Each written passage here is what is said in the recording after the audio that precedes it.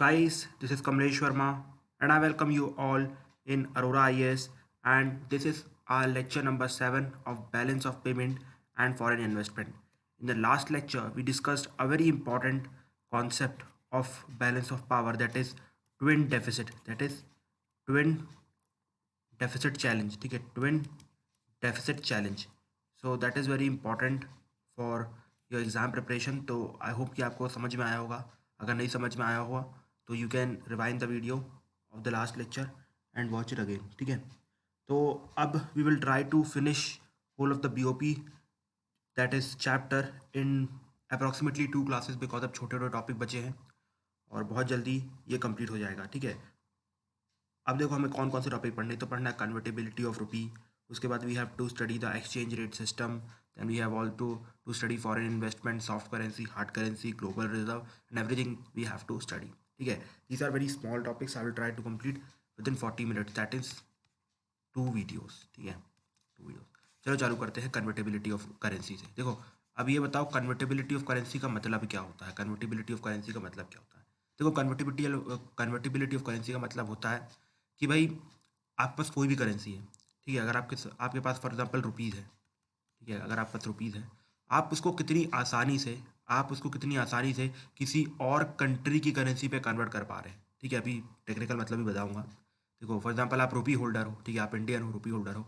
आप कितनी आसानी से उसे डॉलर में कन्वर्ट कर पा रहे हो, या फिर यूरो में कन्वर्ट कर पा रहे हो, पाउंड में कन्वर्ट करवा रहे हो. ठीक है, और या इसके बाद येन में कन्वर्ट कर पा रहे हो, रेमनबी में कन्वर्ट कर पा रहे हो. तो that is called as convertibility of currency. ठीक है, that is called as convertibility of currency. ठीक है, मतलब कि freedom of holder of currency to convert them freely into other countries at a prevailing market rate. ठीक है, at a prevailing market rate. तो मतलब अगर आप रुपीज़ को डॉलर पे एट मार्केट रेट पे कन्वर्ट कर पाते हो तो उसको कहा जाएगा कि भैया your currency is convertible, your currency is convertible. So I am asking a question, can you convert rupees that is 70 rupees to $1. ठीक है, are you allowed to do it? Yes, you are allowed to do it. So that means your currency in convertible. ठीक है, but there are some features which actually define the convertibility of currency. ठीक है, मतलब कि आप अपनी currency को rupees को डॉलर में कन्वर्ट कर सकते हो. उसके कई फीचर्स हैं जो आपको बताएंगे कि रियल में आपकी करेंसी कन्वर्टेबल है कि नहीं है. सबसे पहला फीचर है भाई कि you should have freedom to convert. मतलब आपकी गवर्नमेंट आपके पास कोई रिस्ट्रिक्शन नहीं रख रही है. मतलब आपसे ये नहीं बोल रही कि भाई दिखाओ ये वाला पैन कार्ड दिखाओ. मतलब वो सब तो इंपॉर्टेंट है, बट ये पैन कार्ड दिखाओ. अच्छा आपकी पेमेंट इतनी है, अच्छा आप इतना कन्वर्ट करते हो, आप इतना कन्वर्ट नहीं करते. मतलब इन शॉर्ट कि भैया कोई भी बंदा हो उसे अपने रुपीज़ को अलाउड होगा कन्वर्ट करना किस में, डॉलर में. ठीक है, तो फ्रीडम टू कन्वर्ट. इसके बाद दूसरी चीज़ आती है, आपको ये जो कन्वर्जन अलाउड है ये मार्केट रेट पे अलाउ होना चाहिए. ऐसे नहीं गवर्नमेंट अलाउ कर. जैसे फॉर एग्जांपल कि भैया हमने देखा कि अगर आप मार्केट रेट पे देखो तो भैया $1 का मतलब होता है 70 रुपये. ठीक है, लेकिन यहाँ पर गवर्नमेंट बोल रही नहीं भैया हम $1 का आपसे 100 रुपये लेंगे. तो you are not allowing it market rate. ठीक है भाई, मार्केट रेट कम है, तुमसे कम पैसे हो ना, लेकिन फिर भी आपसे 100 रुपये लिया जा रहा है, 700 रुपये लिया जा रहा है. So if you are allowed to convert your currency at market rate then it be called as your currency is convertible. ठीक है, इसके बाद तीसरी चीज़ आती है, मतलब आपकी कंट्री में कितनी आसानी से कोई भी मतलब फॉरेन करेंसी ला सकता है और कितनी आसानी से फॉरेन करेंसी बाहर ले जा सकता है. ठीक है, तो ये 3 चीज़ें आती हैं. एक बार फिर से अच्छे से रिवाइज करते हैं. देखो कन्वर्टेबिलिटी ऑफ करेंसी का मतलब क्या होता है. कन्वर्टेबिलिटी ऑफ करेंसी का मतलब ये होता है कि भैया आपकी कोई भी करेंसी है. ठीक है, अगर आपकी कोई भी करेंसी है, आप उसको आप उसको फ्रीली किसी और कंट्री की करेंसी में कन्वर्ट कर पाते हो एट द मार्केट रेट. ठीक है, at the market rate, then that will be called as convertibility of currency. लेकिन इसके 3 फीचर्स होते हैं. सबसे पहली बात तो भैया आपकी कंट्री को ये फ्रीडम अलाउ करनी पड़ेगी. ठीक है, मतलब आपसे ज़्यादा पूछताछ ना हो कि भैया आप किस पर्पज़ के लिए कर रहे हैं, ये क्यों कर रहे हैं, वो क्यों कर रहे हैं. तो that means you should have freedom to convert. ठीक है, you should have freedom to convert. दूसरी चीज़ होती है कि भैया इसको आप मार्केट रेट में कन्वर्ट कर रहे हैं, ये तो है. ठीक है, गवर्नमेंट डिज़ाइन रेट पे नहीं कर रहे हैं, मार्केट रेट पे कर रहे हैं. और तीसरी इंपॉर्टेंट चीज़ आती है कि भैया आपके यहाँ फंड का अंदर लाना और बाहर ले जाना बहुत ईजिली अलाउड होना चाहिए. जैसे फॉर एग्जांपल अगर भैया मान लो कि आपको US में पढ़ना है. ठीक है, आप USA में पढ़ने गए, आप सिंपल सी बात है वहाँ पर डॉलर चलेगा, तो आप बहुत आराम से इंडिया से जो रुपीज़ हमको कन्वर्ट करके डॉलर में बाहर जाके पढ़ के आ गए. अब मान लो आप वापस आ रहे हो तो आपके अकाउंट में डॉलर रहेंगे, दोबारा हम डॉलर्स को आपने कन्वर्ट करके इंडिया में रुपीज़ मिला. या फॉर एग्जाम्पल आपको डॉलर मिला तो डॉलर मिला है, लेकिन डॉलर यहाँ पर चलेगा नहीं. ठीक है, डॉलर यहाँ पर चलेगा नहीं. ठीक है, आपको बाद में कन्वर्ट करवाना ही पड़ेगा। So this is called as convertibility of rupee, ठीक है, convertibility of rupee. So in short क्या होता है भाई कन्वर्टिबिलिटी ऑफ रुपी? इसका मतलब भाई सिंपल होता है कि कोई भी करेंसी के आप होल्डर हो, चाहे डॉलर के हो, रुपी को हो, और अगर आप उसे किसी फॉरेन करेंसी से कन्वर्ट कर रहे हो, मतलब एक्सचेंज कर रहे हो at the market rate, then that currency will be called as convertible currency. For example rupees को आप मार्केट रेट में किसी भी करेंसी के साथ एक्सचेंज कर सकते हो, ठीक है, डॉलर, येन, पाउंड, ये सब अलाउड है, ठीक है। तो दीज आर कन्वर्टेबल करेंसी, लेकिन इसमें 3 फीचर्स होते हैं, भूलना नहीं। सबसे पहले तो ये आपकी कंट्री अलाउ करेगी कन्वर्ट करना, और दूसरा आपकी कंट्री इनफ्लोज एंड आउटफ्लोज बहुत ही आराम से अलाउ करेगी, मतलब लिबरलाइज्ड होगा ये सब, ठीक है। तो आई होप आपको कन्वर्टेबिलिटी ऑफ करेंसी क्लियर हो गया।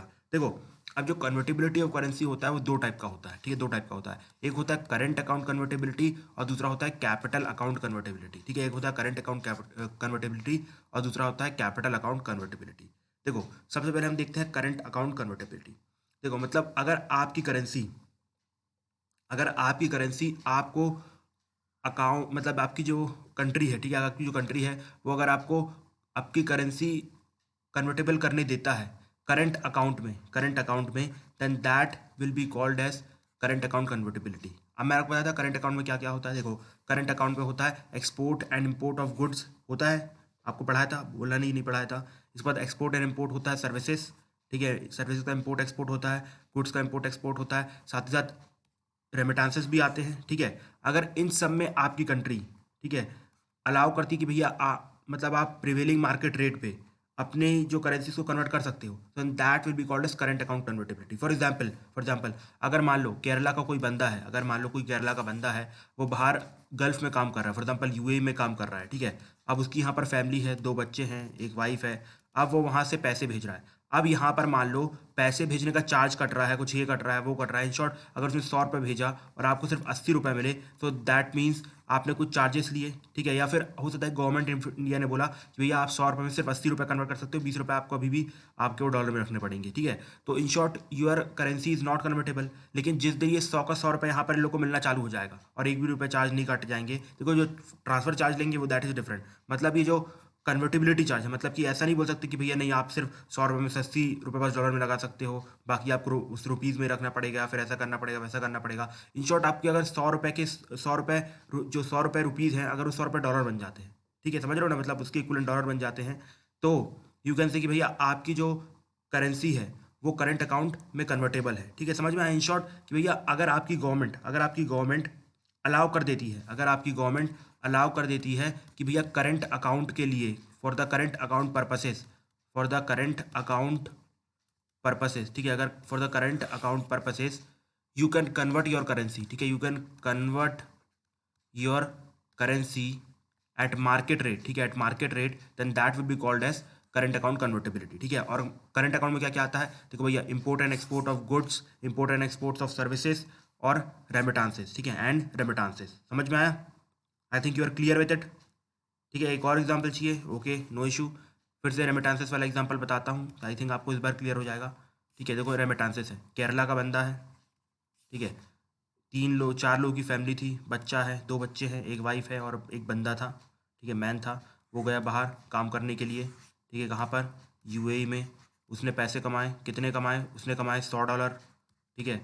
अब वो भेजना चाहता है भैया $100 के हिसाब से, मतलब $100 इंटू 70 कर दो, है ना, कितना हो जाएगा? 700 रुपये। तो मतलब वो 700 रुपीज़ इंडिया में भेजना चाहता है। लेकिन अगर पहले केस में देखो, केस नंबर वन में गवर्नमेंट बोल रही है कि नहीं भैया, आप इन $100 को सिर्फ और सिर्फ इसमें $80 बस कन्वर्ट कर सकते हो, बाकी आपको $20 अपने जेब में रखने पड़ेंगे। तो यहाँ पर कह सकते हैं कि भैया गवर्नमेंट ऑफ इंडिया वो जो करंट अकाउंट में कन्वर्टेबिलिटी अलाउ नहीं कर रही, तो यहाँ पर आप कह सकते हैं कि हमारा जो रुपी है वो it is not fully convertible at current account. अब केस 2 आया, केस 2 में गवर्नमेंट ऑफ इंडिया ने बोला कोई बात नहीं भैया, आपको 700 भेजने हैं, $100 कन्वर्ट करना है, कोई नहीं, कर लो। ये हो गया, आप पहुंच गए आपके 700 रुपये घर में, एक्सेप्ट द वो चार्जेस, जो भी बैंक चार्जेस रहेंगे वो सब की बात है। तो केस 2 हम कह सकते हैं कि भैया जो हमारा करंट अकाउंट है दैट इज़ फुल्ली कन्वर्टेबल, ठीक है, दैट इज़ फुल्ली कन्वर्टेबल। समझ में आया? इसके बाद दूसरा आता है कैपिटल अकाउंट कन्वर्टेबिलिटी, फिर इसके बाद दूसरा आता है कैपिटल अकाउंट कन्वर्टेबिलिटी, ठीक है, दूसरा आता है कैपिटल अकाउंट कन्वर्टेबिलिटी। तो कैपिटल अकाउंट कन्वर्टेबिलिटी मतलब ये कि भैया आप एफडीआई और एफपीआई अपने यहाँ कितनी अलाउ करते हो। सिंपल सी बात है, आपने सुना होगा कि भैया हमारे यहाँ इंश्योरेंस सेक्टर में 49% की एफडीआई अलाउड है, 49% की एफडीआई अलाउड है। तो इसका मतलब क्या है कि इसका मतलब ये है कि जो भी फॉरेन कंपनी है सिर्फ और सिर्फ 49%, सिर्फ और सिर्फ 49% तक हमारे यहाँ पर ओनरशिप ले सकता है।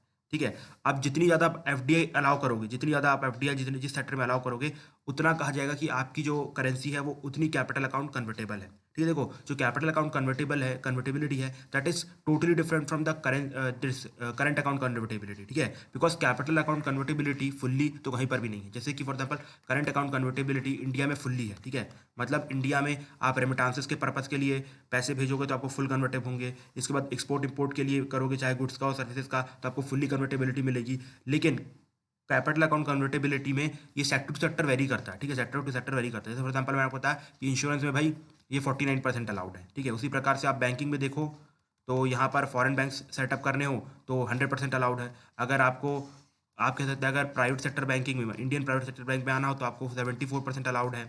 ठीक है, इसके बाद डिफेंस में भी गवर्नमेंट ने काफ़ी ज़्यादा बढ़ा के रखा है। जैसे स्पेस सेक्टर में गवर्नमेंट ने 100% आई थिंक अलाउ कर दिया है इस बार आत्मनिर्भर भारत पैकेज में, एक बार चेक कर लेना। सो सिंपल है कि भाई एफडीआई जितनी अलाउड है उतनी वहाँ पर कैपिटल अकाउंट कन्वर्टेबिलिटी है। समझ में आया? मतलब ये capital account convertibility sector to sector vary करती है। ठीक है, सेक्टर टू सेक्टर वेरी करती है और ये कहीं पर भी अमेरिका, यूके और आप कह सकते हैं फ्रांस, कहीं पर भी ये फुल्ली तरीके से अलाउड नहीं है। ठीक है, फुल्ली तरीके से अलाउड नहीं है। मतलब हर जगह, मतलब हर सेक्टर में, मतलब कुछ लिमिटेड अमाउंट तक अलाउड है। जैसे फॉर एग्जाम्पल हमारे रेलवे में 0% है, अब प्राइवेट ट्रेन को चलाया जा रहा है। ठीक है, वो बात की बात है। लेकिन आप समझ रहे हो कैपिटल अकाउंट कन्वर्टेबिलिटी मतलब कितनी एफडीआई और एफपीआई अलाउ की जा रही है उस सेक्टर में, इसको कहा जाता है कैपिटल अकाउंट कन्वर्टेबिलिटी। ठीक है, तो आई थिंक आपको कन्वर्टेबिलिटी समझ में आती है। वो कन्वर्टेबिलिटी फिर से वाइज करते हैं। तो कन्वर्टेबिलिटी का मतलब होता है, ठीक है, कन्वर्टेबिलिटी का मतलब होता है, ये कन्वर्टेबिलिटी का मतलब होता है कि किसी भी जो करेंसी का होल्डर है, अगर वो अपनी करेंसी किसी दूसरे की कंट्री के करेंसी में बहुत ही आसानी से मार्केट रेट पे कन्वर्ट कर पा रहा है, फॉर एग्जांपल डॉलर को रुपीज़ में, रुपीज़ को डॉलर में कन्वर्ट कर रहा है, तो हम बोल सकते हैं कि भैया उसकी करेंसी जो है कन्वर्टेबल है। ठीक है, इसके 3 फीचर होते हैं। भैया आपकी जो गवर्नमेंट अलाउ करे कन्वर्ट करना। ठीक है, अगर जैसे फॉर एग्जांपल मैंने आपको यूएई वाले केस में बताया था कि फर्स्ट केस में गवर्नमेंट बोल रही थी कि नहीं भैया सिर्फ 80% कर रहे हो, तो मतलब आपकी गवर्नमेंट अलाउ नहीं कर रही है। So you can say that भैया कि हमारी जो करेंसी है वो कन्वर्टेबल नहीं है। फिर दूसरी चीज़, आपको मार्केट रेट पे लाना चाहिए। ऐसा नहीं कि गवर्नमेंट बोल रही नहीं भैया आपको तो हम 700 रुपये के हिसाब से देंगे, आपको लेना तो लो, नहीं लेना मत लो। इसके बाद तीसरा, liberalisation of inflows and outflows allow होना चाहिए। मतलब कि बिना सोचे समझे पैसे अंदर आ सकते हैं, बाहर जा सकते हैं। ठीक है, लेकिन सिर्फ और सिर्फ करंट अकाउंट के लिए। ठीक है, अब देखो इसके बाद मैंने बताया कि भैया अकाउंट जो अपनी फुल अकाउंट कन्वर्टेबिलिटी होती है वो 2 पार्ट की होती है। एक होती है करंट अकाउंट और दूसरी होती है कैपिटल अकाउंट। करंट अकाउंट मैंने आपको बताया था भैया क्या होता है, export and imports of goods and services, रेमिटांसेस। अगर इन सब में गवर्नमेंट फ्रीली पैसे को कन्वर्ट करना अलाउ कर रही है, then that we will call as current account convertibility. लेकिन कैपिटल अकाउंट कन्वर्टेबिलिटी क्या है कि भैया कितनी एफडीआई और एफपीआई अलाउड है सेक्टर में। ठीक है, जब आपकी करेंसी में पूरी करंट अकाउंट प्लस करंट वो कैपिटल अकाउंट अलाउड हो, ठीक है, कैपिटल अकाउंट अलाउड हो, तो इसको बोला जाता है फुल अकाउंट कन्वर्टेबिलिटी। ठीक है, समझ में आया? Full account convertibility. और मैं बता दूं पूरे वर्ल्ड में कहीं पर भी फुल अकाउंट कन्वर्टेबिलिटी नहीं है, बिकॉज इवन यूएस भी नहीं अलाउ करता है कि उनके यहाँ पर कुछ सेक्टर में एफडीआई आई। ठीक है, जैसे फॉर एग्जांपल वो भी डिफेंस में मतलब काफ़ी सेफ रखते हैं, अपने जो स्पेशल टोनी स्टार्क जैसे लोग हैं उनको बस अलाउ करते हैं। ठीक है, समझ में आया? Current account convertibility. और जब कैपिटल अकाउंट कन्वर्टेबिलिटी किसी भी कंट्री में फुल्ली अलाउड हो तब उसको कहा जाएगा फुल अकाउंट कन्वर्टेबिलिटी। ठीक है, अब इंडिया में आपको बता दूं कि हमारे यहाँ पर करंट अकाउंट कन्वर्टेबिलिटी 100% है। मतलब आप इम्पोर्ट एक्सपोर्ट सर्विसेज रेमिटांसेस के लिए 100% इम्पोर्ट एक्सपोर्ट कर सकते हैं, पैसे इधर उधर ले जा सकते हैं। और लेकिन करंट अकाउंट जो कैपिटल अकाउंट कन्वर्टेबिलिटी है वो वेरी करती है सेक्टर टू सेक्टर। जैसे फॉर एग्जाम्पल मैंने बहुत सारे सेक्टर का एग्जाम्पल आपको दिया। ठीक है, अब बताओ भैया फुल अकाउंट कन्वर्टेबिलिटी की मैंने बात की तो कुछ इसके कुछ एडवांटेजेस होते हैं। जी हाँ, इसके बहुत सारे एडवांटेजेस होते हैं। सबसे पहला इसका एडवांटेज तो ये है कि भाई आप सब जानते हैं, मैंने आपको शुरू शुरू में ही पढ़ाया था जब when I was taking this physical budget वाला चैप्टर, तो मैंने बताया था कि जिस टाइम पे इंडिया आज़ाद हुआ था उस टाइम पे इंडिया के पास पैसे ही नहीं थे। मतलब सेविंग ही नहीं थी, इतने बैंक में पैसे नहीं थे कि भैया उसको आप इन्वेस्ट करके इंफ्रास्ट्रक्चर बना सकते थे। ठीक है, इन्वेस्ट करके इंफ्रास्ट्रक्चर बना सकते थे। तो इन शॉर्ट गवर्नमेंट ने क्या किया, गवर्नमेंट ने डेफिसिट फाइनेंसिंग की, मतलब नोट प्रिंट कर करके लोगों के हाथों में पैसा पहुंचाया। लेकिन उसकी कुछ लिमिटेशन थी। लेकिन अगर उसी की जगह गवर्नमेंट अगर बाहर जाती, बाहर फॉरेन मार्केट में जाती, तो वहाँ पर उसे मुश्किल से 1 से 2% में, क्योंकि वहाँ पर जितना भी आप समझ सकते हैं फॉरेन फंड्स ना काफ़ी चीप होते हैं। ठीक है, बहुत ही 1 से 2%, 3%, इससे ज़्यादा इंटरेस्ट रेट नहीं लिया जाता है और वहाँ पर आपको बहुत सारा फंड मिल जाता और आप उसको इंडिया में इन्वेस्ट करते, इंफ्रास्ट्रक्चर बनाते, उससे पैसे कमाते और इन लोग को यहाँ पर वापस कर देते और काफ़ी इंटरेस्ट रेट बचा भी सकते थे। ठीक है, तो हमारे पास उस टाइम पे डोमेस्टिक सेविंग नहीं थी। तो सबसे पहला एडवांटेज होता है ये फुल अकाउंट कन्वर्टेबिलिटी का। भैया अगर आपकी करेंसी पूरी तरह से कन्वर्टेबल है तो आप क्या कर सकते हैं, फॉरेन अकाउंट मतलब फॉरेन मार्केट में जा सकते हैं, वहाँ पर अपनी करेंसी कन्वर्ट करवा सकते हैं, ठीक है, और वहाँ से लोन ले सकते हैं, और लोन लेके अपने घर पे इन्वेस्टमेंट कर सकते हैं, ठीक है। तो पहली चीज़ तो ये कि भैया अगर आपकी जो करेंसी है फुल्ली कन्वर्टेबल होगी तो सबसे पहले आपको चीपर फॉरेन फंड्स मिलेंगे, ठीक है, चीप फॉरेन फंड मिलेंगे। आप ये बताओ, अगर आपकी करेंसी कन्वर्टेबल, अगर वो कन्वर्टेबिलिटी अलाउड ही नहीं है, फिर आप कैसे वहाँ पर कन्वर्ट करोगे, कैसे वो आपको कन्वर्ट करके देंगे, ठीक है। सिंपल सी बात है, आपकी करेंसी जब फुल्ली कन्वर्टेबल होगी तो आप बाहर से बहुत ही ईजिली फंड ले पाओगे और भी चीपर फंड ले पाओगे। इसके बाद आपकी जो डोमेस्टिक सेविंग कम थी, अब उसका कुछ इंपैक्ट नहीं पड़ेगा, लोगों के ऊपर भी कुछ आपको हैवी टैक्सेशन नहीं करना पड़ेगा।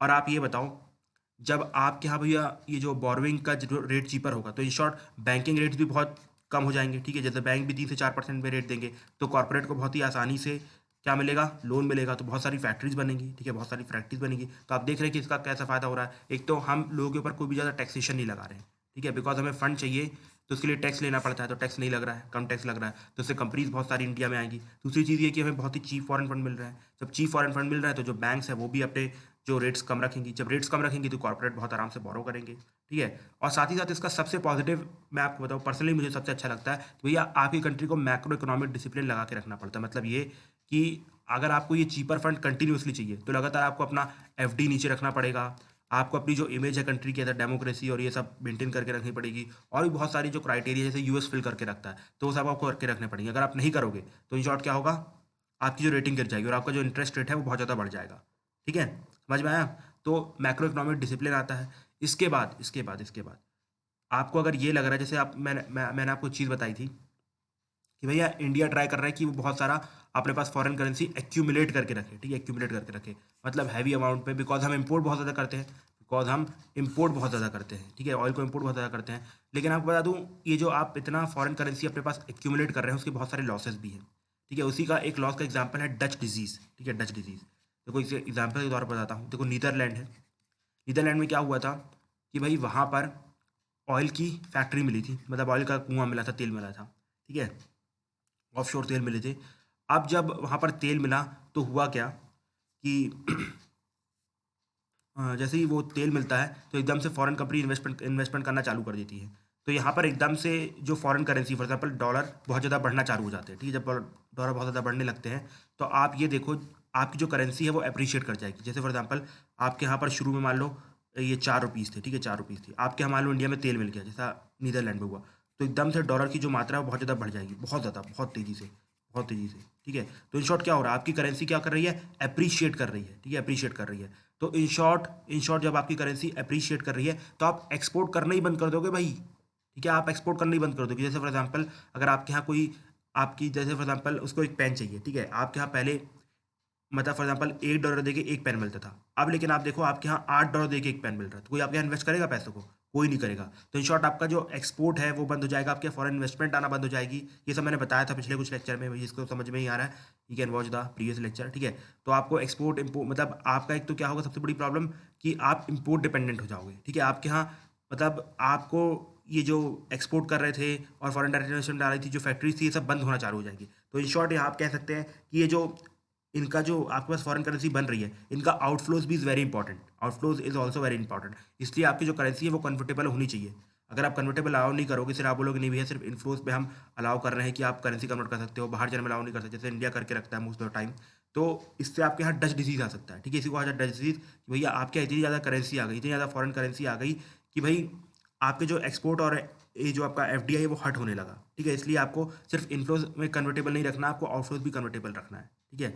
इनफ्लोज आउटफ्लोज दोनों कन्वर्टेबल रखना है। तो आपको एडवांटेज समझ में आया फुल अकाउंट कन्वर्टेबिलिटी के कि भैया आपको इनफ्लोज और आउटफ्लोज दोनों कन्वर्टेबल रखना है, अदरवाइज आपकी कंट्री में डच डिसीज हो जाएगा, जो मैंने आपको बताया डच डिसीज क्या होता है। इसके बाद आपकी जो कंट्री है वो मैक्रो इकोनॉमिक डिसिप्लिन फॉलो करेगी, आपको चीपर रेट्स मिलेंगे, चीपर रेट मिलेंगे तो बैंक जो है वो चीपर रेट्स पे बोरो करने देंगे, अच्छे पॉजिटिव इफेक्ट होंगे, फॉर एग्जांपल फैक्ट्री लगेंगी, एम्प्लॉयमेंट आएगी, जीडीपी बढ़ेगी, ठीक है। तो ये सब फायदे हैं फुल अकाउंट कन्वर्टेबिलिटी के। लेकिन there are some disadvantages as well, ठीक है, there are some disadvantages as well कि देखो भाई अगर आप किसी फॉर एग्जांपल कि जैसे हमने ये जो $400 बिलियन का फंड बना के रखा है, ठीक है, $400 बिलियन का फंड रखा है अपनी कंट्री में, आप बताओ कि दोबारा फाइनेंशियल क्राइसिस जैसी, जैसे फॉर एग्जाम्पल 2008 में फाइनेंशियल इकोनॉमिक क्राइसिस आई थी, उसी तरह दोबारा कोई करेंसी मतलब आप कह सकते हैं क्राइसिस आ गई तो क्या होगा?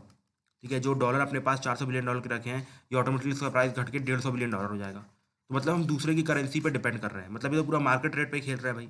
अगर उनकी कंट्री ने अच्छा परफॉर्म नहीं किया तो इन शॉर्ट हमने जो इतना मेहनत से करके इतने $400 बिलियन इकट्ठे किए वो सब खराब हो जाएंगे, बिकॉज उसका रेट गिर जाएगा। तो पहली चीज़ तो ये बेकार रहती है फुल अकाउंट कन्वर्टेबिलिटी की, बिकॉज आप अपने यहाँ बहुत ही आराम से पैसों को अपने पास रखेंगे। ठीक है, और मतलब इन शॉर्ट ये मैं कहना चाहता हूँ कि अगर उस कंट्री में कोई भी प्रॉब्लम आती है तो आपके यहाँ इम्पैक्ट पड़े। जैसे फॉर एग्जांपल अगर हम नेपाल की बात करें, ठीक है, नेपाल के लिए रुपीज़ और उनकी जो नेपाली रुपीज़ है, ठीक है, वो फुल्ली कन्वर्टेबल है एक दूसरे के सामने। ठीक है, फुल्ली कन्वर्टेबल है ना। अब जैसे फॉर एग्जांपल हमारे डीमोनेटाइजेशन हुआ था तो आप देखो इसका पूरा जो नेगेटिव इम्पैक्ट है वो नेपाल को भी सहना पड़ा था, बिकॉज उनको भी अपनी करेंसी कन्वर्ट करनी पड़ी। ठीक है, समझ में आ रहा है कि आप किसी करेंसी रखते हो तो इसका ये भी एक लॉस होता है। दूसरी चीज़ तो ये होती है भाई कि अगर आपके यहाँ फुल्ली अकाउंट कन्वर्टेबिलिटी होगी, मतलब आपकी जो करेंसी है वो फुल्ली कन्वर्टेबल होगी, तो आपके यहाँ बहुत ही आसानी से एफडीआई आ पाएगी। ठीक है, तो जब एफडीआई आएंगी तो ये सब कंपनीज क्या करेंगी, ये सब कंपनी आपकी जो डोमेस्टिक दैट मीन्स कंपनी है उनको हराने की कोशिश करेंगी, या तो उनको एक्वायर कर लेंगी या उनको डिस्ट्रॉय कर देंगी। ठीक है, या तो उनको एक्वायर कर लेंगी या उसको डिस्ट्रॉय कर देंगी। इससे क्या होगा, आपके यहाँ जो एम्प्लॉयमेंट मिल रही थी लोगों को वो सब खत्म हो जाएगी। ऊपर से आपकी खुद की जो मतलब आप कह सकते हैं मतलब आप कह सकते हैं डोमेस्टिक कंपनी थी वो आपको लॉस पे पहुंचा देगी। ठीक है, बिकॉज वहाँ पर अनएम्प्लॉयमेंट आ जाएगी। इसके बाद भैया कुछ सेक्टर्स में एफडीआई अलाउ नहीं की जा सकती। मैंने आपको बताया कि करंट अकाउंट कन्वर्टेबिलिटी मतलब कैपिटल अकाउंट कन्वर्टेबिलिटी क्या होती है, उसका मतलब ये होता है कि भैया आपके यहाँ किस सेक्टर में कितनी एफडीआई अलाउड है। For example FDI in defence, ठीक है, एफडीआई इन डिफेंस, आप समझो अगर इस सेक्टर में आप एफडीआई अलाउ करते हैं तो यहाँ पर नेशनल सिक्योरिटी का थोड़ा बहुत खतरा तो है, ये सब जानते हैं कि भैया हो सकता है कि जो हमारा जो चिट्ठा है जो खर्रा बना के हमने छुपा के रखा है अपने इधर उधर, तो वो सब कहीं बाहर लीक ना हो जाए। ठीक है, पाकिस्तान चाइना ना पहुंच जाए, otherwise we will be in problem. ठीक है, तो आप सोचो कि कन्वर्टिबिलिटी ऑफ करेंसी के अपने फ़ायदे, यहाँ पे देखा फ़ायदे बहुत सारे हैं लेकिन नुकसान भी मतलब दहकाने वाले हैं। तो इन शॉर्ट कोई कमेटी बनानी पड़ेगी जो आपको बताएगी कि भाई एक्चुअली में हमें अपनी जो करेंसी है उसको फुल्ली कन्वर्टेबल रखना चाहिए कि नहीं रखना चाहिए। तो उसी के लिए हमने एक कमेटी बनाई थी जिसका नाम था तारापुर कमेटी। और तारापुर कमेटी ने हमें क्या बोला, तारापुर कमेटी ने हमें चार चीज़ें बोली। सबसे पहले उसने बोली कि भैया अगर आपको फुल अकाउंट कन्वर्टेबिलिटी करनी है, मतलब आप चाहिए कि ठीक है आपने करंट अकाउंट कन्वर्टेबिलिटी तो कर दी, ठीक है कोई बात नहीं, वो तो आपको करनी पड़ती, लेकिन अगर आप चाहते हो कि आपका कैपिटल अकाउंट भी फुल्ली तरीके से कन्वर्टेबल हो जाए या फिर यूएस की तरह या फिर यूके की तरह लिबराइज हो जाए, तो इसके लिए आपको चार चीज़ों को ध्यान रखना है। सबसे पहले तो आपका जो फिजिकल डेफिसिट है वो कम से कम होना चाहिए। आपको पता है फिजिकल डेफिसिट क्या होता है, ठीक है, दोबारा से नहीं समझाने वाला। इसके बाद आपके यहाँ फॉरेक्स बहुत ज़्यादा होना चाहिए। फॉर एग्जाम्पल हमारा $450 बिलियन है, it is also not enough. आपके पास अप्रॉक्सीमेटली 1000 से 1500 या 2000 के आसपास आप कह सकते हैं फॉरेक्स होना चाहिए। इसके बाद जो एनपीएस है बैंक का जो इतना ज़्यादा बढ़ चुका है वो कम से कम होना चाहिए, लेकिन ये भी हमारे यहाँ बहुत ज़्यादा है। और इन्फ्लेशन रेट और इंटरेस्ट रेट हमेशा मिनिमम होनी चाहिए। जैसे फॉर एग्जांपल कि इंटरेस्ट रेट 4 से 6% के बीच में हो और जो मतलब इन्फ्लेशन रेट 4 से 6% के बीच में हो, जो इंटरेस्ट रेट है वो मुश्किल से आप कह सकते हैं 6% से ऊपर ना जाए। ठीक है, अगर इस टाइप की कंडीशन आपकी कंट्री में कभी भी बनती है तो आप अपने यहाँ आप कह सकते हैं कैपिटल अकाउंट कन्वर्टेबिलिटी बहुत ही आराम से अलाउ कर देना। जैसे यूएस काफ़ी ज़्यादा कैपिटल अकाउंट कन्वर्टेबिलिटी अलाउ करता है, यूके अलाउ करता है। ठीक है, लेकिन उनके यहाँ ये सब कंडीशन फुलफिल होती है। उनका फिजिकल डेफिसिट काफ़ी कम रहता है, फॉरेक्स उनके यहाँ बहुत ज़्यादा है, और ऊपर से उनके यहाँ जो बैंक्स का एनपीए है वो भी बहुत ज़्यादा कम है। इसके बाद इन्फ्लेशन रेट भी उनके यहाँ तो 1 से 2% ही रहता है बिकॉज डेवलप कंट्रीज है, और इंटरेस्ट रेट भी आप 3 से 4% से ऊपर नहीं जाता है। ठीक है, तो अगर जब ये सब कंडीशन आपके यहाँ फुलफिल हो जाए कंट्री में, तो आप उस टाइम पे कैपिटल अकाउंट कन्वर्टेबिलिटी फुली तरीके से अलाउ कर देना। आप बताओ ये कंडीशन कभी फुलफिल हुई है इंडिया में, कभी होगी? जब होगी तब देख, लेकिन अभी तक तो नहीं हुई। तो इन शॉर्ट अभी हमारे कैपिटल अकाउंट कन्वर्टेबिलिटी नहीं हो सकती है। ठीक है, अब now let us talk about the rupee convertibility, कि रुपी कितना कन्वर्टेबल है या रुपी को कैसे कन्वर्टेबल किया। आपको पता है 1992 से पहले या 1991 से पहले हमारे यहाँ पर इम्पोर्ट डिपेंडेंट इकोनॉमी थी, मतलब हम एक्सपोर्ट करने की सोचते भी नहीं थे। ठीक है, हमारा जो एक्सपोर्ट की तरफ आउटलुक था वो अच्छा नहीं था। क्यों? बिकॉज हमारे यहाँ फैक्ट्री में माल ही नहीं था बेचने को। ठीक है, तो इन शॉर्ट उस टाइम पे हमें कुछ भी कन्वर्टेबिलिटी ज़रूरत नहीं थी। उस टाइम पे जो इंडिया की जो करेंसी थी रुपीज़, वो फुल्ली डी कन्वर्टेबल थी, मतलब आप गवर्नमेंट की परमिशन के बिना रुपीज़ को डॉलर में, डॉलर को रुपीज़ में कन्वर्ट नहीं कर सकते थे। लेकिन आप सब जानते हैं 99 की रिफॉर्म्स आए, एलपीजी रिफॉर्म्स आए। ठीक है, इन रिफॉर्म्स के आने के बाद हमने प्रो एक्सपोर्ट पॉलिसी अपनाई कि भैया हमें एक्सपोर्ट करना है। लेकिन जब आप एक्सपोर्ट करने गए, आप बताओ, आप एक्सपोर्ट कर रहे हो मतलब आपको इम्पोर्ट और एक्सपोर्ट में, ठीक है, इम्पोर्ट एंड अगर आप गुड्स का इम्पोर्ट कर रहे हो, एक्सपोर्ट कर रहे हो, तो आपको भैया कन्वर्टेबिलिटी फुली रखनी पड़ेगी। इसके बाद रेमिटांसेस ले रहे हो तो वहाँ पर रखनी पड़ेगी।